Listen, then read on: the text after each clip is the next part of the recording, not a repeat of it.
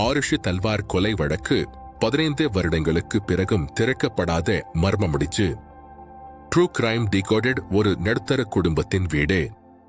இரவு அமைதியானது.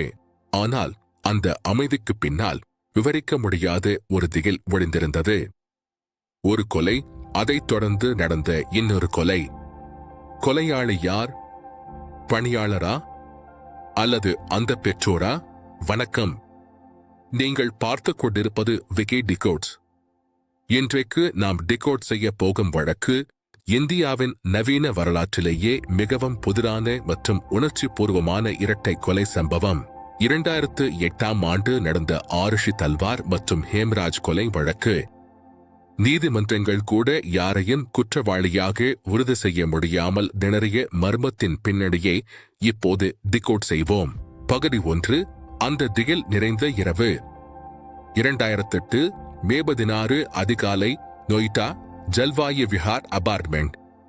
டாக்டர் ராஜேஷ் தல்வார் மற்றும் டாக்டர் நுபூர் தல்வார், அவர்களின் 14 வயது மகள் ஆருஷி தல்வார் அதிகாலை 6 மணிக்கு மேல். ஆருஷி தன் படுக்கை அறையில் கழுத்து அறுக்கப்பட்ட நிலையில் இரத்த வெள்ளத்தில் கிடந்தாள். இது ஒரு கொடூரமான காட்சி.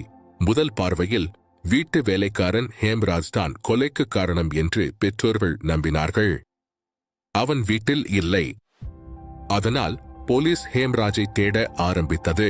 மறுநாள் தல்வார்களின் வீட்டின் மொட்டை மாடியில் குளிர்சாதன பெட்டியின் மேல் மறைக்கப்பட்டிருந்த ஒரு பாயின் அடியில் ஹேம்ராஜின் உடல் கண்டெடுக்கப்பட்டது. அவனும் கழுத்து அறுக்கப்பட்டு தலையில் கடுமையான காயங்களுடன் கொல்லப்பட்டிருந்தான். இந்த ஒரு திருப்பம் ஒட்டுமொத்த வழக்கின் திசையையும் தலைகீழாக மாற்றியது. இது வெறுமனே பணியாளரால் செய்யப்பட்ட திருட்டுக்காக நடந்த கொலை இல்லை. இது குடும்பத்திற்குள் நடந்த ஏதோ ஒரு மர்மம் என்று போலீஸ் சந்தேகித்தது. பகுதி 2. விசாரணையின் குழப்பங்கள். உள்ளூர் போலீசார் முதலில் சம்பவம் நடந்த இடத்தை பாதுகாக்க தவறிவிட்டனர். இரத்தம், தடயங்கள் அழிக்கப்பட்டன. போலீஸ் மற்றும் சிபிஐ ஒரு பிரிவு ஆருஷிக்கும் ஹேம்ராஜுக்கும் இடையே இருந்த தொடர்பை பெற்றோர்கள் பார்த்துவிட்டதால் ஆக்கிரத்தில் இருவரையும் கொன்றுவிட்டதாக குற்றம் சாட்டியது. வழக்கு சிபிஐக்கு மாறியது. சிபிஐயின் முதல் குழு பெற்றோர்களை குற்றவாளிகளாக சித்தரித்தது. ஆனால் சிபிஐயின் இரண்டாவது குழுவோ பெற்றோர்களுக்கு எதிரான எந்த உறுதியான ஆதாரங்களும் இல்லை என்று கூறி இந்த கொலைகளை ஹேம்ராஜின் நண்பர்களான கிருஷ்ணா, ராஜ்குமார் மற்றும் விஜய் ஆகியோர் செய்திருக்கலாம் என்று சந்தேகித்தது. போதிய ஆதாரம் இல்லை என்று சிபிஐ 2010